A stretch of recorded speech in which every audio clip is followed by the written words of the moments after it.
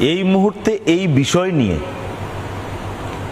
আমি বা আমাদের সরকারের বিশেষ কিছু করবার জায়গা আছে বলে অন্ততপক্ষে আমি মনে করি না। কারণ প্রত্যেকটি বিষয় সুস্পষ্টভাবে নির্ণয় করে দিয়েছেন দেশের সর্বোচ্চ আদালত। আমাদের কোনো জায়গাই নেই সর্বোচ্চ আদালতকে বাইপাস করে বা তাদের অমান্য করে অন্য কিছু করা। সর্বোচ্চ আদালত যে সমস্ত বিষয়গুলো ইতিমধ্যে আদেশ নির্দেশ দিয়েছে সেই মোতাবেক, এবং যে কাজগুলো হয়ে আছে সেই মোতাবেক, এবং ভবিষ্যতে আরো যদি কোনো আদেশ নির্দেশ দেয় সেই মোতাবেক আমাদের চলতে হবে, এটা নিশ্চিত।